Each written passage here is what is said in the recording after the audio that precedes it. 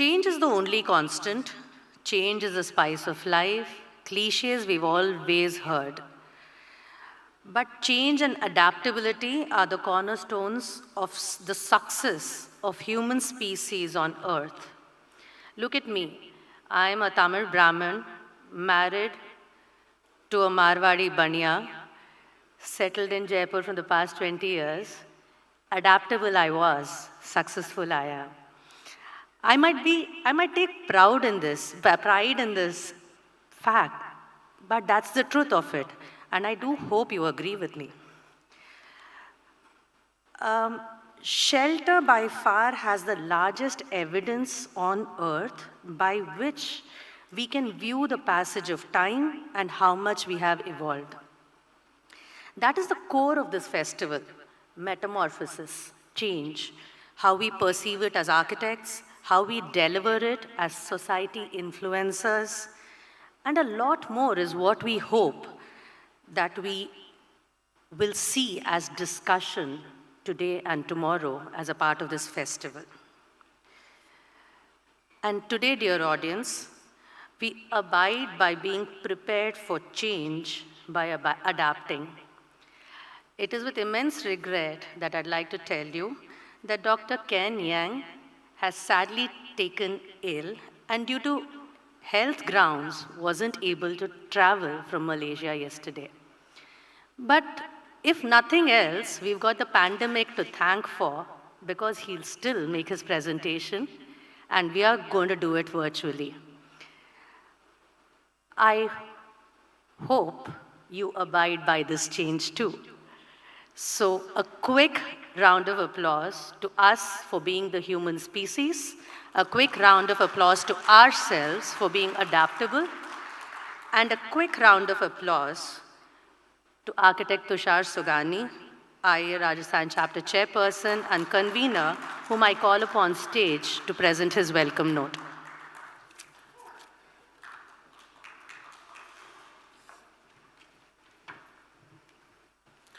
Good morning, everyone. You know, when you do a festival like this, there are moments when there are few moments of joy and few moments of sorrow. Today, very disappointed since yesterday morning when Dr. Ken Yeang said that his doctor is denying to travel. Me and my team felt very bad. Rather, we were disappointed. And because we were very keen that this festival needs to be done absolutely on a physical mode. We want to show the world a message that yes, pandemic is now endemic. So, but it was not in our hands, but he gracefully told that he will be able to address us online, and I think you all have to bear with this. So friends, just to give a very glimpse about the today's evening, you know, we had a fantastic heritage walk in the morning where we thought that we are going to, you know, have a density of around 50 people, 50 architects, but today the turnout was 200. And this is the beauty of Rajasthan. This is the beauty of my walled city. So thanks. I'm hoping that tomorrow we'll have 250. So just after this, we are going to have our different sessions, you know, which is actually following a story of heritage to modern, the main theme, metamorphosis in architecture. So today we have got two different halls. Hall A, where we are going to talk on imagining a re-adaptive future. This will be moderated by Manish Chakrabarti, and the speakers will be Mr. Amarnath, Abha Narayan, Dr. Abu Said, and Vinod Kumar MM. The panel session will be Architecture of Democracy. Moderator will be architect Sanjeev Vidyarthi, who has come all the way from US to attend this festival. The speakers will be architect Habib Khan, Lali Chand Zakaria, Jitendra Mehta, and Vivek Bhole. And after that, we have expert speaks, you know, Pankaj Dharkar, who's going to talk about the challenges of MEP in heritage building. Being a stakeholder, we need to learn from him. And after that, none other than, you know, panel session Master Speaks, architect Sirish Berry, whom always people are excited to listen to him, for your address, sir. Thank you for gracing this festival. And after the lunch, we'll have a session coalescing modern materials in the traditional terrain. So how, my Havelis can be equipped with the new and modern material. And this will be moderated by Madhav Raman. And the speakers will be Dipen Gada, Siddharth Talwar, Vivek Singh Rathore, and Kozima. And parallel to it will be in the session Architectural Transformation.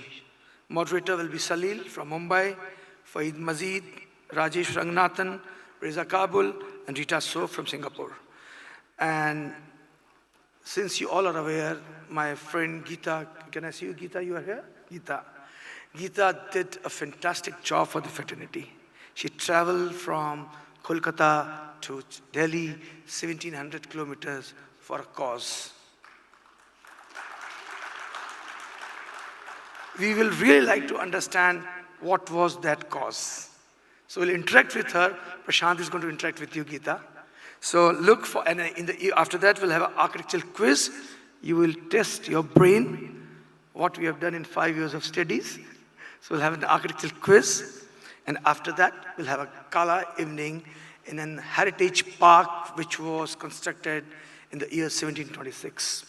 So enjoy the architecture in the afternoon and festival in the evening with a lot of fun. So thank you from my side. Over to you, Preeti. Thanks a lot.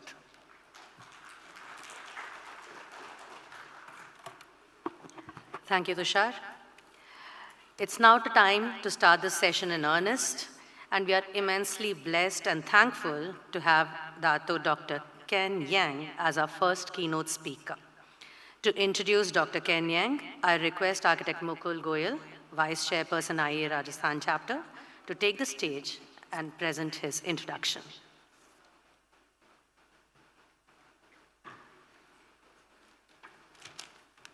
Thank you, Preeti. And good morning, everyone. I hope you're having a great morning. And of course, as we just heard, that everyone's back from the Heritage Walk and they had a great time out there. So let's continue with this. I'm here to introduce Ken Yeang. He's an architect and an ecologist, known for his signature hypo-green architecture. This is a field he pioneered since 1971. His early training was at the AA School, that is the Architectural Association of London, and received his doctorate on the topic of ecological design and planning from the Cambridge University, where he is an honorary fellow of the Wolfson College. His work is differentiated based on the science of ecology, something being the originating text of humanity's activities on the planet. His work has received numerous awards, almost 70 plus, which includes the Prince Claus Award, Netherlands, the Liangshan International Award, China, and many others.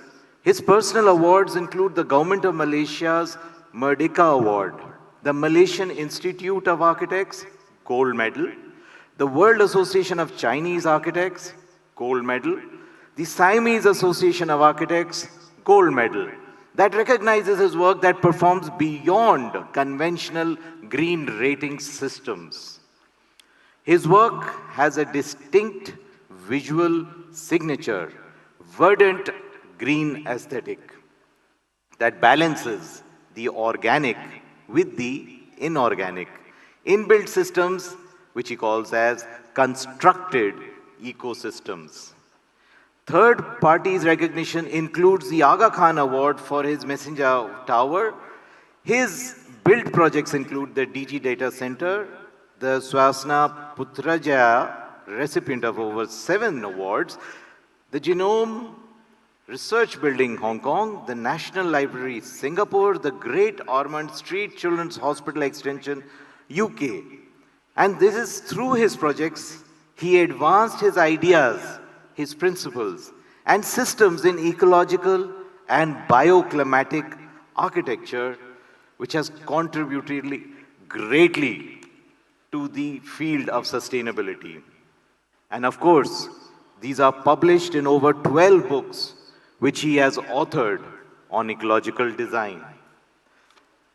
Currently, he is the distinguished film professor at the Illinois University.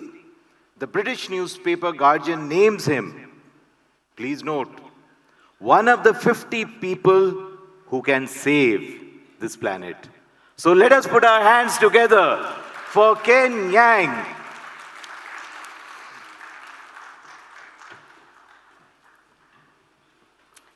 Thank you for that lovely introduction, Mukul sir. Good morning, Dr. Yeang. A pleasure to have you with us today. Yes, Are you able to hear us? yes, yes.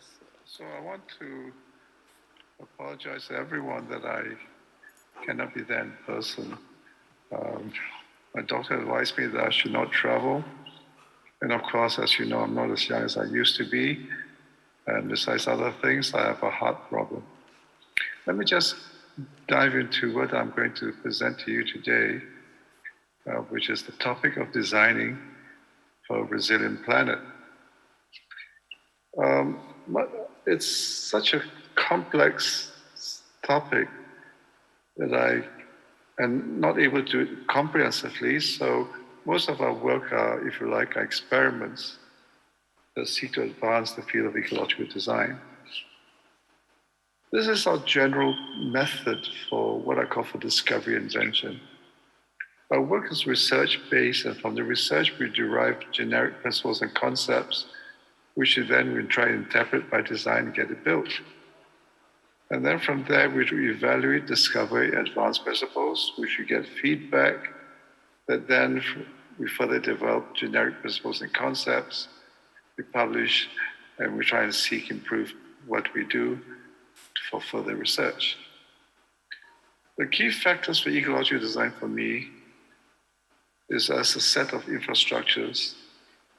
And these infrastructures are fivefold: nature as an infrastructure, people as society as an infrastructure, our built environment as an infrastructure, our energy systems, and the hydrology of the environment. I'll explain why these factors in my presentation later on. But essentially, nature is the ecosystems and the biogeochemical cycles of our planet. The people is our social, economic, political, and institutional systems. The built environment, everything that we make as human beings, which is artifacts, structures, infrastructures, technology, including food production. Energy systems are both which we should seek to become renewable, have zero emissions, for zero energy and zero carbon. And the hydrological environment, which is essentially water management and conservation. If you like, this is a summary diagram of nature, going clockwise: humans, technology, our built environment, energy systems, and water. And this is what it is, what these are in greater detail. And the objectives of each of these are trying to achieve net positive ecological impact, net well-being for society, net zero water, net zero waste and emissions, and renewable energy, net zero carbon. The challenge then is how we can bring all these together into a whole. And this is what ecological design is for me.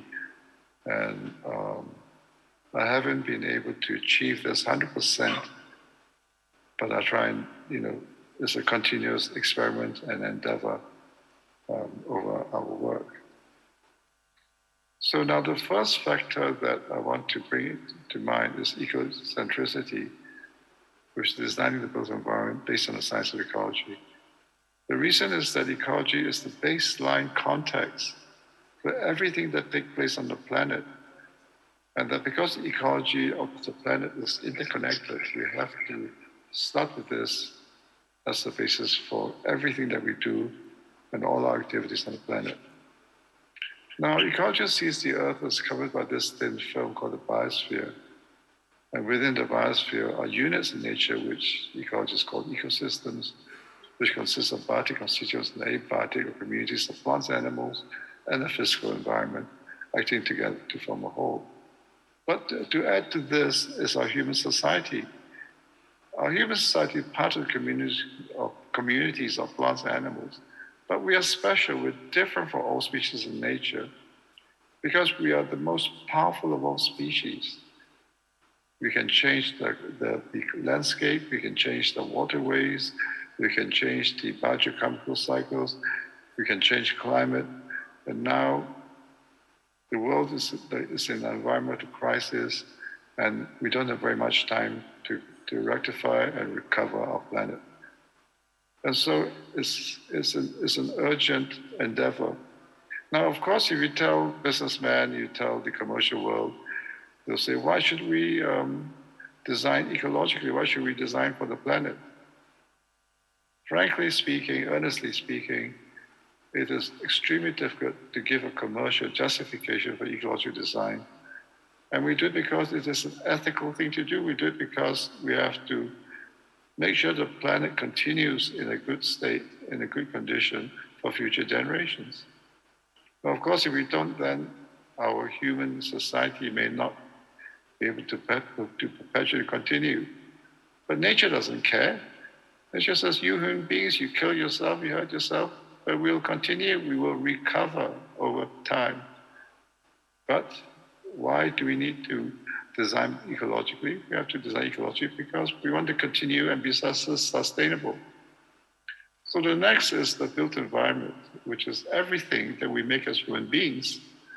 And because we are careless in the way we create energy and throw waste into the climate is in a dreadful state. This is at a crisis.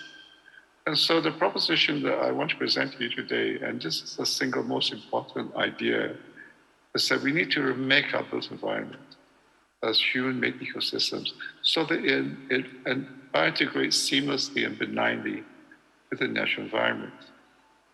And so that's our physical environment. Then I started to think, when I first started in this field, that actually our built environment, that everything we make is physical, almost physical, because of course there's landscaping and there's agriculture and there's forestry. And if you look into our built environment, if you look around the room that you're in right now, where is the biotic constituents? The only biotic constituents is you and the bugs in the room. And so the idea was that can we remake the built environment as human-made ecosystems? And that to try and seek to do that, we need to practice what I call eco-mimicry. We have to remake the built environment as human-made ecosystems through emulating, replicating, and augmenting the built environment with nature. And so I started to look at what are the attributes of ecosystems we need to emulate and replicate to construct ecosystems. So these are some of them: biological structure, biodiversity ecosystems, connectivity, provision ecosystem service, and so forth. It is a complex endeavor. And trying to achieve this in our built environment is extremely difficult. I can only do a very small part of this in my work, but I hope I can achieve as much as I can in my lifetime. So now let's look at the first one, which is ecosystem attribute, which is biological structure in the built environment. As I mentioned, the built environment that we are in, that we've built, is 99% inorganic. Of course, there's landscaping, there are some open spaces, but the inorganic surpasses by far the organic aspects. So I started to look at patterns in which I can bring greenery into the built environment. I've identified 5 key patterns here. The first one is called centralized, where we put everything in one location. Dispersed, where we have a spotty pattern. The second is a stepping stone, where we have greenery, which is close to each other but not quite connected. The fourth is the spine with fingers sticking out from the spine. And the fifth is a continuous linkage. The fourth and the fifth are the ideal ecologists because the species and the vegetated areas are interconnected. Enable species movement, enable a greater species direction, and have a larger pool of resources to be shared among species. It engenders a much more stable ecosystem. And so we should try and achieve the third and the fourth in our design in as much as possible. Now, I started putting vegetation buildings back in 1985. And one of the early work is the dispersed pattern. As I said, it's not ideal, but that's how I started. And this was a tile that I did back in 1985, where I put the vegetation on the outsides of the building in a series of sky courts. And of course, it also became at the same time I was exploring the idea of the low energy passive mode biochromatic skyscraper. And you can see the lift cores and escape staircases on the hot sides of the building on the east side and west side. But I'll go into this later on. The building is column-free and from north to south is about 26 meters. So it is ideal for financial institutions, so you don't have columns inside the floor plate. Now, what we have done as human beings is that we fragment nature, we fragment the environment. You chop up nature, you chop up the landscape by roads, by rain, drains, by fences, by impervious surfaces. And our designing must try and restore these fragmented ecosystems and try and link them together. And so somebody was asking me, how do we make our cities green? So I said the first thing you need to do, without going into technical aspects, is to link all your green areas, because you chop out the nature by building your city. Reconnect nature, make nature whole again. And so that's the first thing you need to do, but not just horizontally. We should bring it into our buildings. And so the idea that once you do this, then our built environment is heading towards a balance of the biotic and abiotic constituents. This was an early project that we designed where we brought the vegetation in a spiraling lens, spiral all the way on the outside right to the top of the building. And the idea was that when the spiral ramp reaches the roof of any adjoining building, we bridge it to the adjoining building and we green the adjoining building. So this was an idea that we could start to make our city, to green our cities, not just horizontally, not just vertically, but also, at the upper parts of the building. Of course, this is just an idea. Nobody's taken it up already yet, but it is a proposition.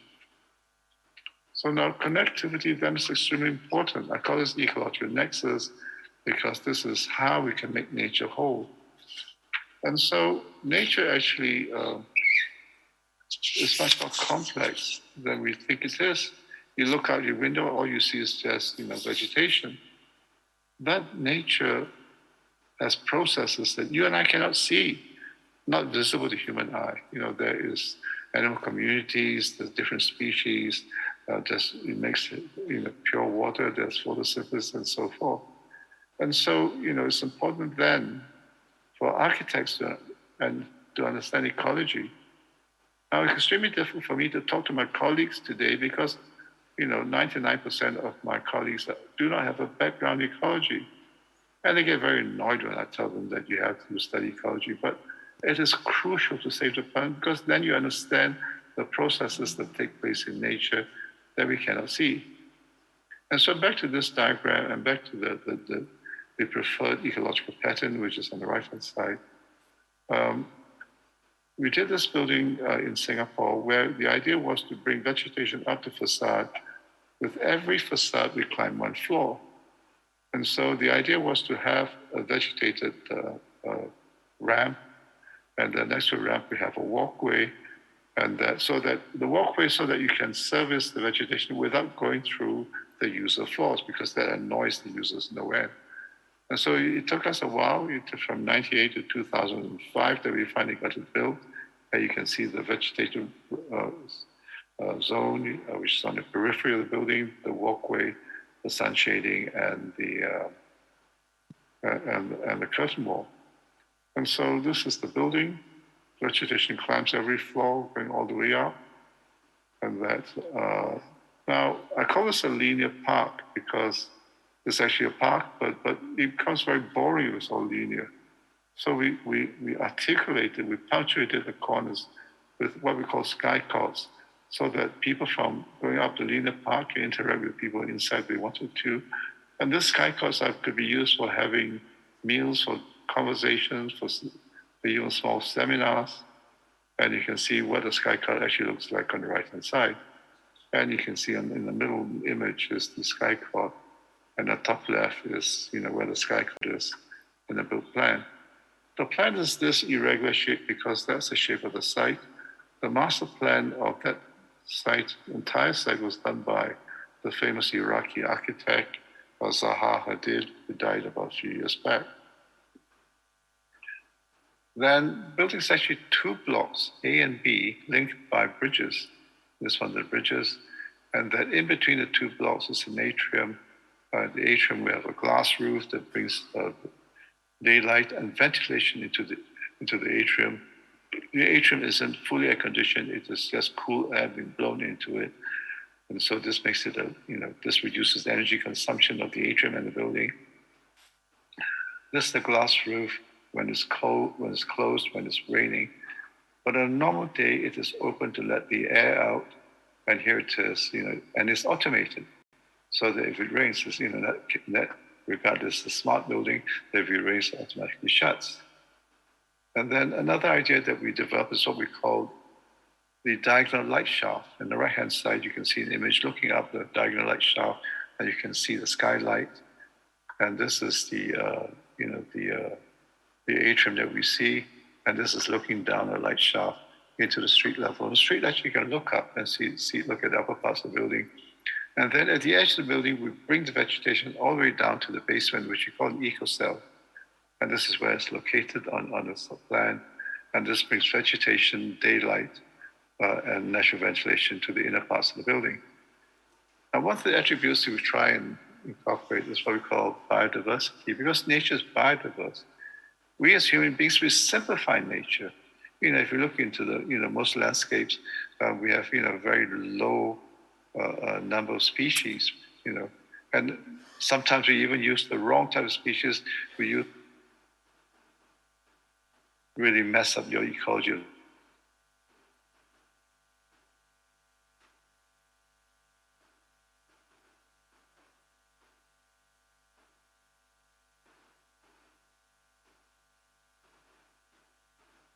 Pictures of swallowtail butterflies. You can see the highest biodiversity is near the equator, and it gets increasingly less and less as we hit above the northern upper parts of the hemisphere. So now our design approach to enhance the biodiversity is to create what we call habitats in the built form. Habitats could be on the roofs, can be in terraces, can be on the walls, it can be on the ground, it can be inside atriums and so forth. And that is the approach. So when you design a constructed ecosystem, we create habitats within the built form. This is a building that we completed about 3-4 years ago. And the habitats, if you like, are in this diagram. The floor plan is as you see below here, and the upper parts marked in red are where all the habitats we created in this development. The plan is basically two chevron-shaped building. You enter from the south and the southeast and southwest, and that in between is an atrium, and the building is a 17-story building. And you can see the vegetation on the east side. Now, why are there two buildings? It's because there's an axis going all the way down from the plaza at the north, all the way down to the Millennium Monument in the south. And so that we had, in order to maintain access, we split the building. So now what we do is that having to put in the habitats, as you can see in this matrix, we do research on what is the fauna that were existing in this locality that we want to bring back. And so the next is to identify the fauna we want to bring back. And to attract the fauna, we identify the flora that will attract the fauna. And then we look at the interaction of all these with the habitats. And that becomes the basis on which we design the habitats and the landscape areas in the building. So we call this the biodiversity matrix approach to design. So here's the floor plan again. The building is located along the axis. You can see the long axis in the township of Putrajaya, which is about 20 minutes away from Kuala Lumpur. It's the new capital city. And then there's a secondary axis that is an angle leading to the Millennium Monument that you can see on the left-hand side, which is also designed by us about 8 years earlier. And here's the monument with the Ministry of Financing across the waterfront. The water is actually a detention pond, so that the water from the drainage of the water goes to the detention ponds, which then filters back into the ground. It is not, it's not an expensive lake created for the sake of this development, but it's a natural detention pond that was created. The aesthetic for the building, we wanted to make this something special. So we wanted to make it look like jewel-like, like a gem. And so we faceted the facade. But if you just facet the facade, it looks really boring. So we articulate the facade with slices, with punctuated voids. And then for the cultural heritage, we took the songket pattern that you can see on the right-hand side, which is a pattern from the Malay woven fabric, and it is representative of an exquisite level of exquisite aspect of the Malay community. And it's actually a double skin building. The outer skin is the faceted fritted glass, which is about 51% is white frit, and then there's a walkway for servicing. There's the inner wall, and so the fritted glass then becomes an experimental substitute for the horizontal roofs of sun shading. So this, in that case, this is an experiment, and this is what it looks like from the outside. And then the last image is what it looks like from the inside looking out. So the fritted pattern doesn't really obstruct the view out extensively, but in some aspects it is, it is a pattern that you can see, and the fritted eccentric fitting is about 50% clear, 50% opaque. And on the west side, to represent the keep out hot sun, it is angled. And so, in fact, you could actually look at the building and look at the sides of the building. You can tell where it's north, south, east, and west. Now, the average office building uses 210.5 kilowatt hours per square meter per annum, whereas with the fritted glass facade, it's reduced down to 136.18, which is about 70% less. And then the eco-cell, again, we bring it vegetation all the way down to the basement. You can see the eco-cell at the back of the building. The eco-cell idea was something we developed, about 5-6 years earlier.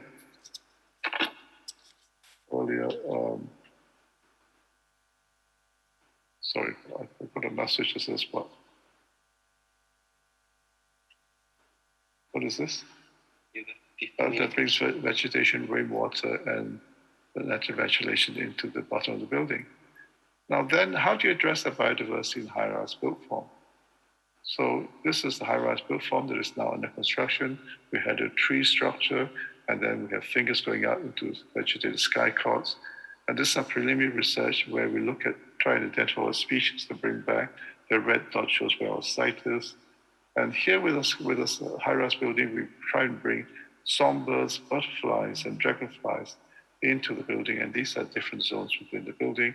And this is the biodiversity matrix for that building. Now, one of the ecological factors, attributes we want to bring, emulate and replicate is the provision of ecosystem services. And ecosystem services is really complex. It is so complex, it's so difficult for us to emulate technologically. Then, so do we give up the idea of design and construct ecosystem. Things that nature does for us is to provide ecosystem services such as producing like photosynthesis, providing solar energy, and sequestering of the contaminants in the air. And so with this building, what we did was to put as much vegetation as possible into the building, into the mid-level roofs, into the uppermost roof. And the vegetation ratio, according to the rating system, is 6, but we achieved double it, we achieved 12.2. And so this is one of the things that we try and do to try and augment the capability of the building to provide ecosystem services. Now here's an example where this time we have ecological corridors, ecological fingers, and this is a scheme that we designed in La Reunion, which is an island east of Madagascar. And here we try and weave the pattern of the green areas and the urban areas, the built-up areas, almost cheek by jowl, so that the greenery, the green fingers provide ecosystem service as close as it is to the urban areas. Now, obviously, this is not always not possible in existing city. You look at London, you see the Hyde Park and Regent's Park is location, and the rest of the city is all built up. And so this is the scheme that we designed for the Reunion. You can see the vegetation coming up from the waterfront and the green fingers going down. And this is the master plan. You can see the two being combined. And the built-up area, the urban area is about 30 meters. We allow for 30 meters, and the green, this fingers is about 20 meters. And that the edges should be serrated so the species can hide from prey, species can reproduce, and species can live within some level of protection from the outside environment. And so with water management, we should try and then bring the water back into the ground as much as we can. And this is a project, a master plan we designed in Bangalore, where there is a forest reserve. We collect all the species in the forest reserve and bring it across the site so it can connect us to the adjoining areas. And then we have detention ponds to bring the water back into the ground. And for the buildings, we try and return and recycle the water as much as we can. But those we cannot use, the black and the gray water, we bring it back to the ground through a series of biosphères and detention ponds and water treatment. Here's an example of what a detention pond looks like. There's a series of ponds where the black water gets filtered and purified as we head towards the left-hand side, where when you reach the pond on the far left, it's almost potable. And this is where the greenery, which is brought connected across the site to link to adjoining buildings. And then, of course, the greenery and the roads intersect. Now, that's deadly. You can't do this. So what we do is that we create eco-bridges so the greenery is continuous from one side to the other side. Now, for designing for net zero energy, zero carbon, the idea then was to try and start through a series of steps from passive mode to mixed mode to full mode to productive mode, where productive mode means you generate your own energy. So passive mode means basically by climatic design, we design with climate. And so now if you look into a local site, which is, let's say, north of India, you have a cold winter and then a hot summer. And then by climatic design, through shaping of the building, through facade design, through orientation of the building, we can improve the comfort conditions to some extent. And so that's the first stage in designing with nature. The next stage is to use mixed mode, where we use some mechanical electric systems. And finally, we use productive mode, where we use renewable source of energy. And so, if you like, that's the approach to designing low energy buildings. The passive mode means, as you can see on the right-hand side, build orientation, configuration, facade design, optimizing the ambient energies and by natural ventilation and so forth. And so with this building that I showed earlier on, we did some studies to show what happens with different core positions, different orientation. As you can see in the one that you can, on the left-hand side, the cores on the east and west side is the lowest energy consumption for the building. And so they act as buffers between the outside and the inside. And then for passive mixed mode means we try and one of the ways we try and give protection is through what I call a canopy building. And I call this an umbrella building. And this was the house that we did back in 1985, where we had a louvered roof that brings in daylight into the east side and keeps out the sun on the midday and the west side. It uses 42 kilowatt per square meter per annum, whereas 131, which is a lot of houses, use that amount. This is a canopy over a guardhouse. This is a canopy over a railway station, and this is a canopy over another railway station. And for a university, this is the University of Malaya, we use the same filtered glass idea, put it as a canopy over the university hub. Now, in between is mixed mode, where it is some mechanical electrical systems. And so the idea of mixed mode is to try and extend the mid-seasons of spring and autumn into the winter and into the summer months to reduce the need for air conditioning and need for heating in the winter. And so this is the Great Ormond Street Children's Hospital extension. What we created was a glass flue in front of the facade. You can see there it is that shaped building. And this, sucks in the air from the ground to naturally ventilated lower floors and the exhaust is on the outside. And we did the same thing with this project in Beijing, which is about 32 degrees above the equator. We renovated the building so that we could bring, can't read.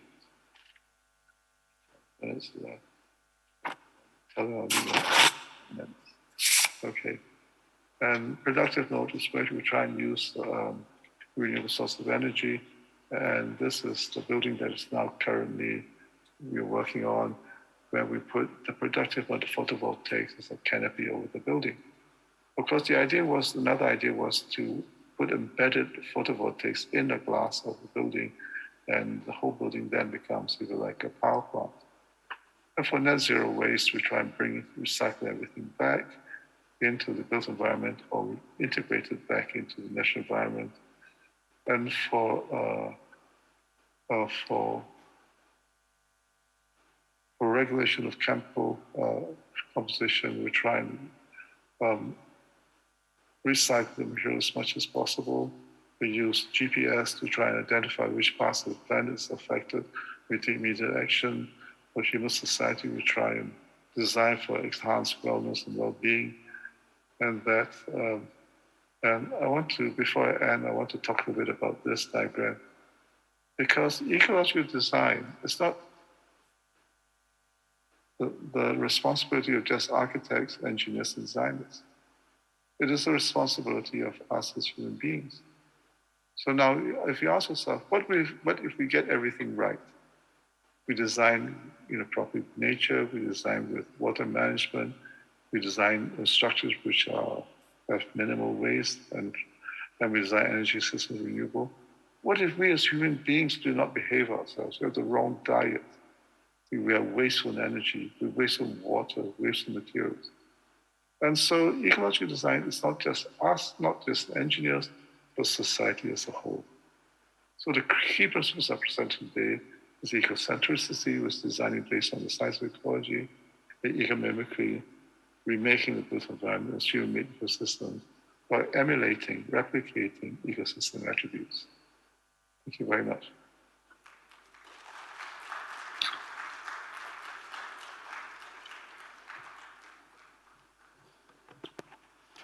Thank you. Thank you so very much, Dr. Yeang. Actually, it was with apologies that we won't be able to take a question-answer session post this presentation. Dr. Yeang has said that he'll be sharing his mail ID with all of us for any queries that you'd like to put up. Oh, there he is. Good. Oh, great. Dr. Yeang, thank you so very much for this wonderful presentation. The fact that you said that nature doesn't care is what caught my attention the most.